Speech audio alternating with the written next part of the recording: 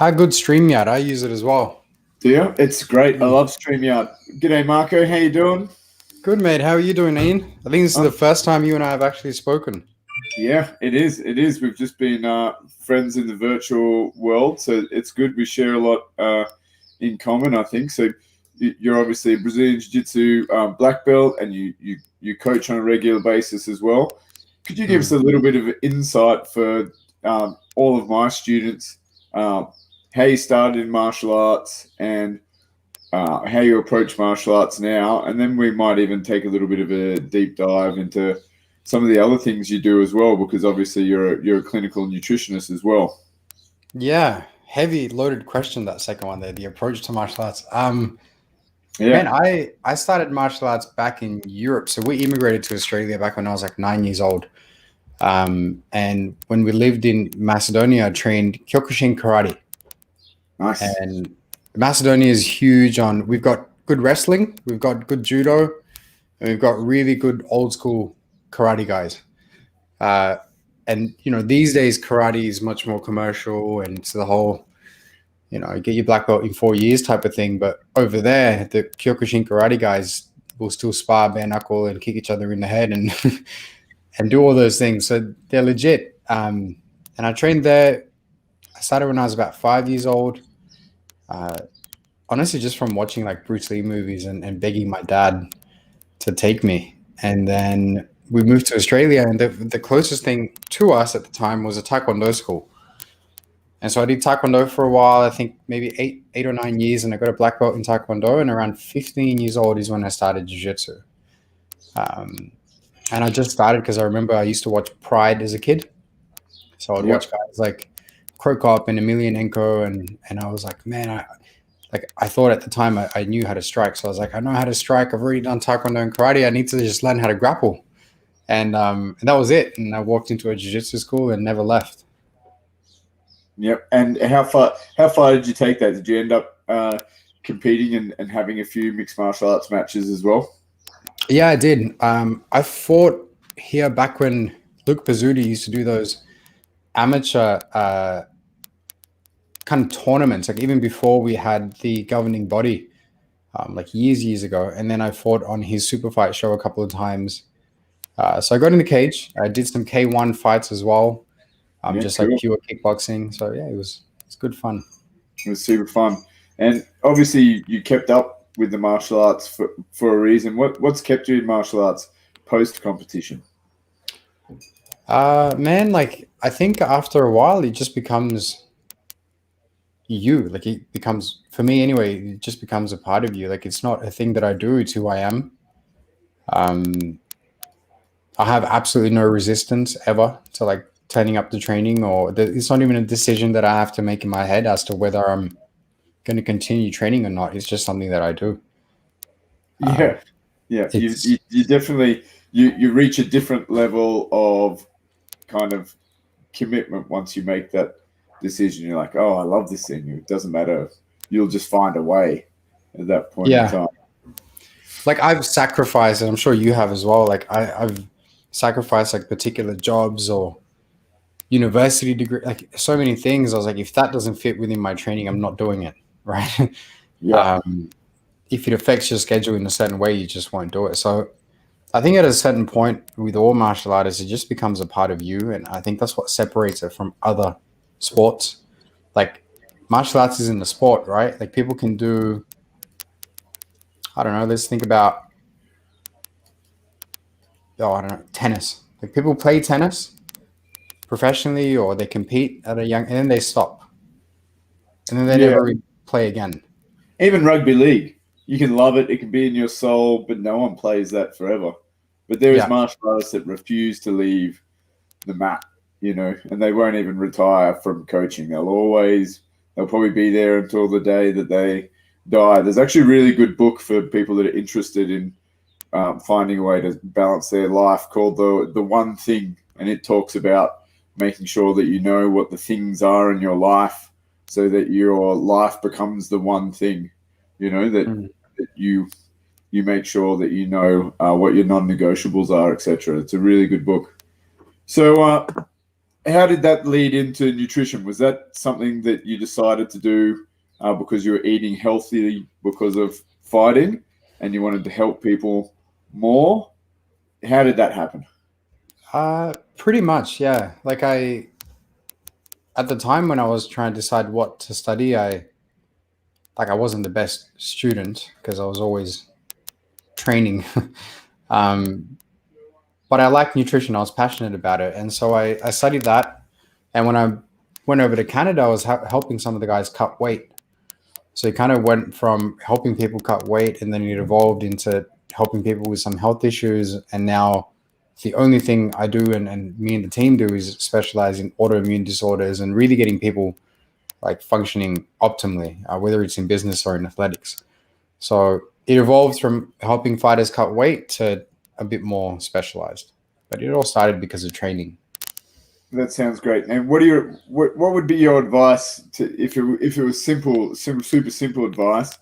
Because there's a lot of martial artists, especially in jiu-jitsu. I'm gonna hang on all the jiu-jitsu with their, they do jiu-jitsu and they're lazy with their food and their nutrition because they're they're not into that fitness side of stuff, which I think's crazy because I'm the guy that thinks you should be looking for a certain amount of peak performance and balance.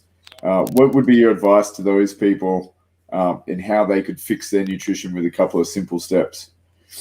Man, you're so on point there. Like jiu-jitsu guys are funny because they can be really good technicians, but they're not athletes. Yep. And then whereas you go to wrestling and all of them are athletes. They're all athletic. They're all fast and strong, and they can do pull-ups, so they can do bench press. Like they all do all the strength and conditioning and the nutrition stuff anyway, because it's like a prerequisite. Whereas in jiu-jitsu, you don't necessarily have to be the most athletic guy to win. Like you could know something that someone else doesn't and catch them in that technique and win the match. Imagine if all those people knew how easy it was to get strong. Like, because that's just consistently turning up. Like strength and conditioning, you don't have to be clever to be good at that. It's just like add time and effort. Yeah. Well, I don't know how you run your club, like what you do. But when I was training overseas, they used to say, like for us, we'd write workouts on a whiteboard, and then he'd say, when you finish training, when you finish practice, do one of those workouts if you want to compete. Right? Like if you're going to compete and you're going to be a competitor, you need to do strength and conditioning. Otherwise, if you don't want to be a competitor, then you don't have to. But for him, it was like a prerequisite to be strong and athletic to some extent. Like you have to have some athleticism. But anyway, back to the nutrition question, I would say, man, you've got to eat. Like you have to treat yourself better. Like you have to treat yourself as if you're a high performance, even if you're not. Right? Like first you have to fake it till you make it, right? First you have to act like somebody who's a high level athlete to become the high level athlete. Yep. You don't become the high level athlete and then treat yourself like one. So in nutrition, it's like cut out the junk, like make it a non-decision. Like I see so many, especially jiu-jitsu guys, like they'll finish a tournament and go in and get like burgers and fries and desserts and ice creams and all these things. And just because you're training hard doesn't mean you get to put that shit in your body. Like your health and your biochemistry, we've got guys that will train with us, young guys, and then one of them recently got diagnosed with Graves' disease. Like just because you look healthy doesn't mean you are. Yep. Just because you're low body fat and you look athletic to the outside world doesn't mean you are, especially for jiu-jitsu guys and staph infections. Like at one point I went a whole year with recurring staph and it messed me up, like messed up my gut, messed up my thyroid, messed up everything. So we have to take care of ourselves even more. Like you have to treat yourself as if you're high maintenance. So when you had that run of staph, because again, it's something that happens in tropical North Queensland a little bit, and I run a really, really clean gym, but because of it, right, like our mats get cleaned not just once a day, but several times a day. What's your advice to helping the regular person up their immune system through nutrition to avoid things like that? It's such a complex, like, I know it's not the answer that everyone wants to hear, but it really depends on that particular person. One of the things with staph and like strep and these infections, we don't actually, you can take a swab and figure out what bacteria is causing it, right? But it doesn't really matter whether it's staph or strep or E. coli or like another colony of whatever bacteria. The problem is that you were immune compromised and that bacteria is opportunistic. Like they'll attack when they see an opportunity. So if you're run down and you're training too much and you're not eating properly and you're not taking care of yourself, you're not sleeping, right? Then no matter how clean you keep the mats in, that particular person who's immune compromised will pick up an infection. And it's not always staph. It could be anything. But it will cause that swelling. It will cause that same response that the immune system does. So you mentioned a couple of things there, though, like making sure that people eat well, sleep well, you're getting enough calories, like there's a certain amount of things there that are quite easy to fix, just by going to bed at the same time and getting up at the same time every day, Man, like pretty easy solutions there for people. Sleep deprivation is a form of torture. Right? If you look back at history and like times of war, they would get prisoners of war and deprive them of sleep so that they could give up information that they're not supposed to. And like 70% of the population is walking around on 6 hours of sleep, 5 hours of sleep, thinking it's enough. It's just not, is it? Nah. I get one night of 6-7 hours. I'm like, ooh, there's an hour or two that I have to catch up tomorrow or the next day. When you served in, like you were in the army, right? Yes, correct. Was there times when you would have, because we've got a couple of patients, a couple of guys that are buddies now that have served before, or the SAS, like we've got one who's former SAS, and like they would a lot of the time be really sleep deprived. Did you ever go through periods where you were sleep deprived? Yeah, we did. Especially on a deployment, sometimes we would run operations where we would be so busy walking and doing things that you would literally only sleep for 4 hours at a time. And then when you stopped and rest, there would be people that were on duty to look out, and everyone else would just be like lying there going, it's not my turn. And you would walk around like a zombie like that for a couple of days. And it would only take, because you're so busy walking and everything, you're already buggered. It would only take one night of 4 hours sleep. And if you stopped and it wasn't your job to look out, you could pretty much close your eyes and go to sleep. There would have at least been on my last deployment a 2-week period where I reckon for the first 2 weeks, I only really slept for 4 hours a night because I was so busy writing orders and keeping the guys moving and doing things. So we were real busy. How long did it take you to recover from like one of those deployments? Like when you'd come back? Fairly immediate for me. I'm not sure about everybody else, but I would normally recover fairly well. But if you had done one of those missions where you're up and not sleeping for a while, you'd probably get a good day and a half of sleep before you felt good again. Yeah. You got to catch it up. I feel like you have to catch it up, and it often takes like a good 24 to 48 hours of not moving and being able to get that sleep back before you're good again. Yeah. Apparently, it makes a huge difference. Apparently, according to some people, like Matthew Walker, who wrote a really good book called Why We Sleep, he says that you can't actually recover sleep debt, which is crazy. Yeah. Scary thoughts. It's like if you've gotten 6 hours of sleep tonight or 4 hours of sleep, you can't actually recover that damage, which is a scary thought. I don't know. I haven't actually looked at like the studies or anything in too much detail, but yeah, fundamentally, like people need jiu-jitsu guys and everyone, but jiu-jitsu guys specifically, like you're demanding so much of your body, right? That you have to have enough sleep to recover. You have to have enough protein to recover, which is a big one. And, hydrate and keep yourself healthy and mobile. Like, man, think about So let's say you're on bottom side control and you've got a guy who's got really good shoulder pressure, right? And he's got his shoulder in between your neck and like your trap here. And he's grinding you. He's literally grinding you between, this is you and then this is the ground and you're in the middle and you're being like grinded. It's literally like a meat grinder. Do you know when like you get meat and you flatten it? Yeah. Tender, you're doing that. And so when you do that and those muscle fibers start to break, you need amino acids, you need iron to carry around oxygen to get stuff to that area to heal it, right? So in jiu-jitsu, you cause even more damage. It's not like bodybuilding where it's like an even push and pull and like a tear of the muscle that you're doing through weights. It's literally someone's either kicking you when you're sparring or they're like grinding a shoulder into your trap or knee riding you, and that particular area is getting tenderized.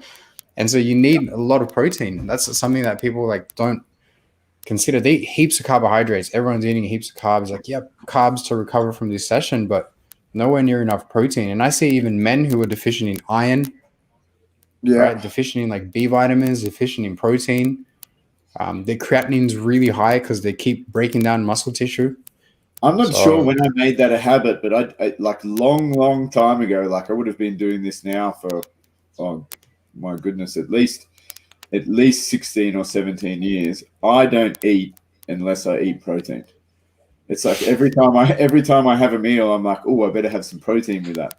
Oh, I better have some protein with that. And I've just been doing that since forever. And I can't, like it's very, like even if I just grab a bit of fruit from the fridge, I'm like, oh, I'll just have a little bit of yogurt, or I'll just have a protein shake, or I'll grab a handful of chicken from pre-cooked chicken in the fridge. It's like every time I eat protein. And I think the older you get, especially if you're not, like you transition from being a fighter to a coach, you don't want to stop those habits that you had when you were an athlete, because now, like even though I'm not training 3 hours a day anymore, it's really important because I don't recover like I did 10 years ago either. Like I don't, like I need that protein. I know I do.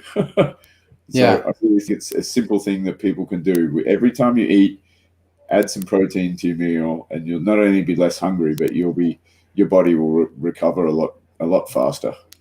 100%. Like I get confused sometimes as to what to tell someone about patients, because I'm thinking in my head, I'm like, if you're not eating protein, what are you eating? Yeah. Like, if you're not having some form of protein for breakfast, and what are you eating? Like, you're just having cereal, or like what's the alternative? So I agree. Trying to teach your kids that too, right? Like I try and teach my kids things like that, because when I was growing up, like we'd have Wheat Bix for breakfast, and now I'm kind of like, girls, it's all right that you have Wheat Bix for breakfast, but it'd be nice if you, at least like grab a packet of yogurt or scramble yourself some eggs. That would be a better breakfast.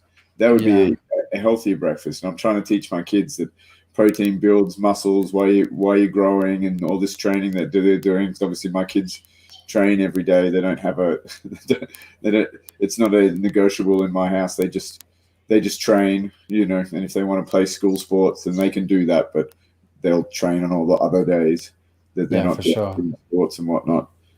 But like people should be teaching their kids about that. So hopefully, we don't end up in 20 years still with 60% of the population being obese or having diabetes. And I think obviously the martial arts way of life is a great fix for that. I think it's definitely, the older I get, the more purposeful I get towards pushing people towards martial arts. I mean, we do fitness classes, and I think it's great, but I just see a greater foundation of success for people who blend martial arts and fitness together.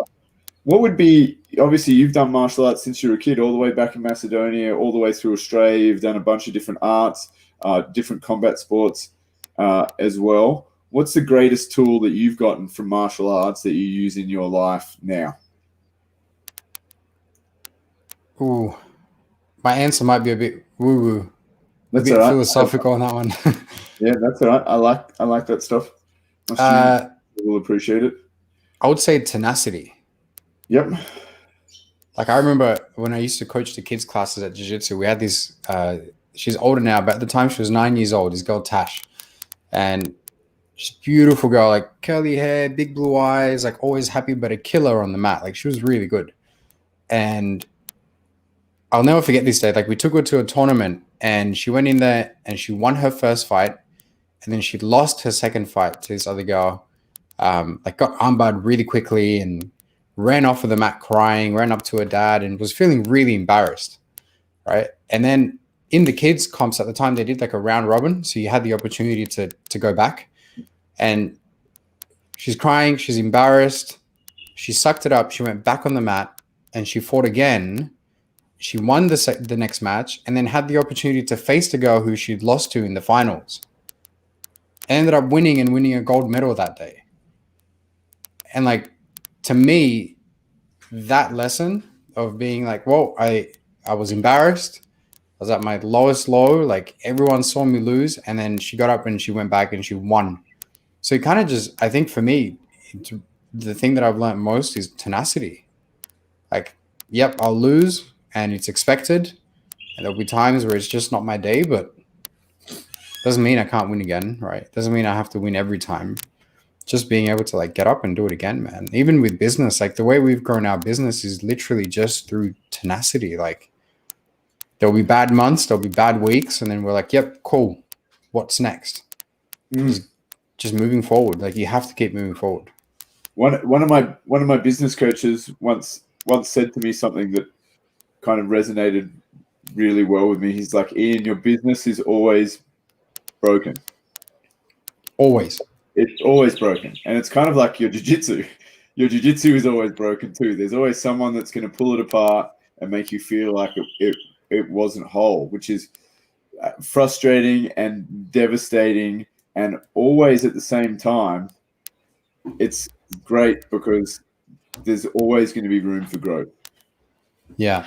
You know? And once you have that tenacity to keep going back and back again and back again, expecting failure as like the majority of the process, not the small slither that people think it is, that tenacity is super important. And it definitely is one of the most special lessons. And I'm super glad that girl got it early in her life, and people didn't let her quit on that day. Because, you know, if I was to use my kids for another great example of tenacity, it's like when they started competing, I wouldn't let them compete until they were good students and they listened in class, which was probably at around the age of 7 or 8. I mean, one of my daughters started when she was 4, and she didn't really get how to listen in class until she was about 6 or 7. So I didn't let her compete until 7.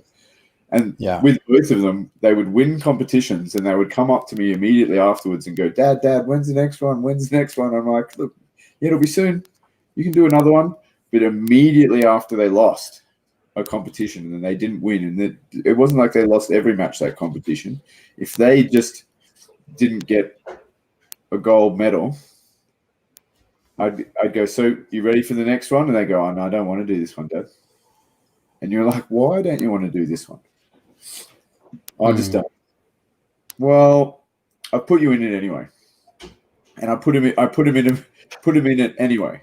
You know, because I knew I had this feeling that it was just because that they didn't win the whole thing, and I put them in it, and then they'll get a medal again. I'm like, look, see, you got a medal. And they're like, all right, sweet, Dad. When's the next one?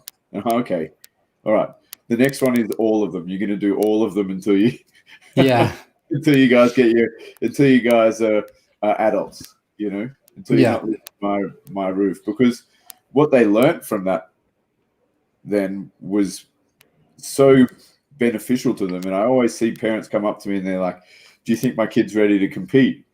And I feel like as long as they're listening in class and they've done 6 to 12 months of jiu-jitsu, I always tell them I prefer all the kids to compete, win or lose. So they just get used to the process of being in front of people, being publicly embarrassed, and victory and all those things at once. Because imagine if you're not afraid of fighting by the time you're 18. Man, the whole world opens up to you then. Yeah. It's just such a big gift that you can give you. Like, I remember when I first started working my first real job, and I had to get up and I did sales, and I had to get up and talk to people and get on presentations. I'm like, man, this is fine. Like, I fought in my underwear before in front of all my friends. Like, I'm good, right? Yeah. It's a really important skill. Like, it's it's huge. I get like really philosophical about martial arts. I think it's like, I really do think it's a way of life, and you can ingrain like a character in someone. And some jiu-jitsu schools like jiu-jitsu is becoming more and more popular. So maybe, hopefully, I hope it doesn't happen this way, but I hope that the black belt doesn't devalue, right? But I think that there are many people who at a skill level are a black belt, but in character aren't. And you have to have that, I think, to be able to walk around with a black belt and say, I'm a black belt, right? And I had to learn that. Like, me and my coach, Rob, man, there was a point like a few years ago where I almost got kicked out of the gym because of my attitude. Like, I remember being like grumpy, and like I was fighting MMA at the time, and like I was just impatient, like rude. There was moments where I shouldn't have said something. I was just a young, like, maybe I was a brown belt, black belt level, but I definitely wasn't in character. And you kind of have to learn that. Like, you've got to eat some humble pie and and learn that. So I try and stress that it is a way of life. Like, it's not just a skill, you know? Yeah, and it's definitely, obviously, those things become very subjective to your lineage and the people that you get it under as well. Yeah. Because it used to take people 10 years to get a Kyokushin black belt, and you could fight, and a lot of them made them do things like K1 and Muay Thai and all these other different things as well. They didn't just do full contact karate rules. They did a whole bunch of different stuff, and they could fight, right? Striking wise, they were really, really good. Yeah. And then you did see it watered down, and I know my coaches talk about it a little bit. I'm lucky to have a couple of good coaches that have been around for a while, but I definitely think, especially even in jiu-jitsu, like it was famous for Vale Tudo, right? People talk about the difference between jiu-jitsu now and jiu-jitsu then. Well, it was famous for Vale Tudo fighting, which is obviously the ultimate for self-defense, which was the idea, right? So it's very interesting, because then you have people saying inside jiu-jitsu that MMA isn't jiu-jitsu. It was like, I kind of feel like MMA is jiu-jitsu, and it's the purest expression of it is being able to prove that your jiu-jitsu works under violent circumstances inside MMA, and then other people think it's sports jiu-jitsu, doing worm guards and things. You got to put on the gi, and you got to do this, and you got to do that. And I think I do love putting on the gi, but I kind of roll the same. And anything that takes 10 steps, I want to kill that thing before you get that lapel wrapped around me. So if you're ever rolling with me and you want to annoy me, wrap your lapel around my legs and start going for worm guards and whatnot. Dude, I agree, man. I don't do much gi now, because of that, right? And I find, like, for us, Zahabi used to say, I teach universal jiu-jitsu. Like, it'll work in jiu-jitsu, no gi, MMA, whatever it is. Like, certain fundamental rules, like keep your head above their head or keep your hips out. Like, whether you have that grip or not, I'm gonna kill it, right? And I actually find, like, many people might not agree with me, but I find no gi to be more technically demanding than gi. Now, I know there are like way more chokes and way more moves in the gi, but just the fact that you could grip somebody and hold them in place means that you don't have to move as much. Yeah, they're definitely different levels of technicality. They're real different levels of technicality, and it's forever interesting to me. And I do love listening to people's different opinions on it. I do love that idea that you said for us had of universal jiu-jitsu. I have other coaches that think along that lines. Big shout out to Danny Higgins, who's told me something very, very the same. He's like, look, you can do all that stuff, and like it's great, but like you don't have to know everything. You need to know universal jiu-jitsu. You need to know why those things work, and like you're never going to have a problem. He's like, you'll be fine, and I think that's real important. And I encourage everyone at my gym too. It's like, I'm probably not going to I'm not going to buy the lapel encyclopedia, please, and come after me with it, because I'm going to love it. It's going to be great fun, like, and I would love a room of black belts that were all good at different areas of jiu-jitsu as well. I think you only really get yourself into problems when you start attaching yourself to too much dogma, and like you and I and everyone else that does jiu-jitsu has to decide what it is for them. Some people just aren't interested in the self-defense. Like, when are they going to have to defend themselves in Australia? They might not see that as serious. Whereas I always want to be able to throw hands, feet, and be able to defend myself. So even on my laziest training day, I want to make sure that I feel like I'd be confident to handle myself wherever I am, Yeah. And I feel like I've done enough training to do that, and just enough maintenance now is good. It's a good feeling, right? To be able to walk into a place or like walk around and just feel safe. Yeah. It's a good feeling. Hey, do we have questions or anything? Do people want to jump on and ask? I'll be happy to answer any nutrition questions or even training if they want. Here's a good one. Shoot. Big Dave Skinner. Does age really matter in jiu-jitsu? Like as in too young or too old, Dave? Dave's old. Oh. There you go, Dave. Dave's Man, old. you know who'd be great to watch as a representative of somebody who's older and in the jiu-jitsu game? Silver Fox. Do you know Silver Fox, BJJ? Yeah, Carl? Yeah, he trains at under Danaher. Yeah, he's up in New York, and he came to like TriStar a few times. But Silver Fox is a guy who's like really mobile, really like a great technician, and for his age, really, really healthy and moves well. He's a tough role.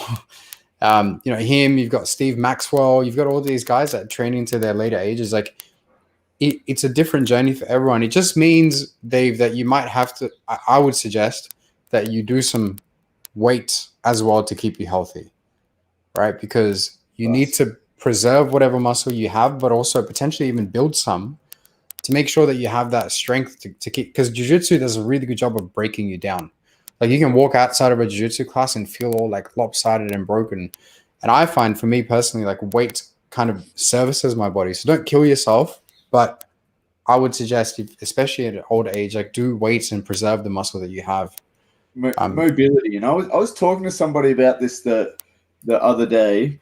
I was like, if you do jiu-jitsu or mixed martial arts or any type of martial arts, you should master the Turkish get-up. Like, if there's one exercise that I really think everyone should do, start off with a little kettlebell, keep buying a bigger one, and because that thing, it zones in on all your posture and all your inadequacies and all your poor movements for just that one core skill of getting up and down off the ground, which for older people is probably one of those exercises that could be the key to longevity, Man, like muscle wastage and not being able to take yourself to the bathroom and get up off of the toilet seat is the main reason that people go into aged care facilities.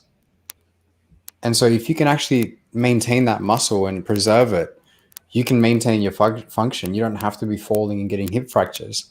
You can be self-sufficient. Meaning you can take care of yourself until the day that you die. You don't have to rely on anyone else.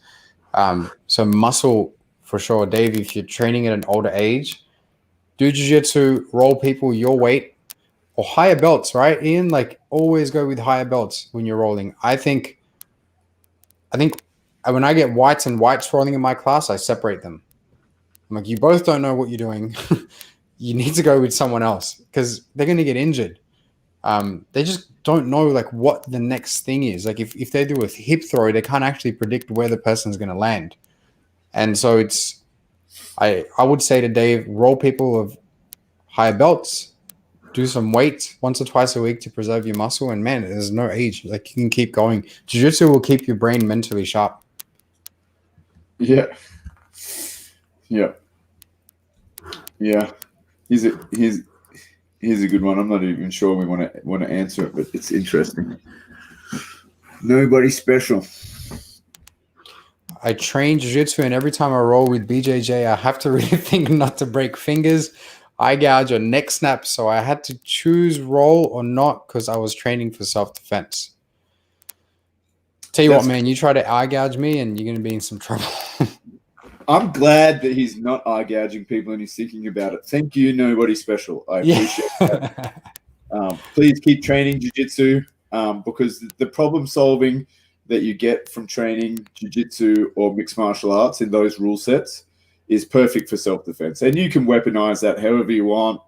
Knives in your hand, do jiu-jitsu with a knife in your hand, you're twice as dangerous. Box with a knife in your hand, you're twice as dangerous. You don't have to relearn martial arts for self-defense. But the reason we have combat sports is to provide a training ground to build the problem-solving skills for self-defense. So for all the self-defense nuffies out there that want to do Krav Maga, stop it. Just take some jiu-jitsu and boxing classes, and you should probably do Krav Maga no more than one class a week because that'll be fine.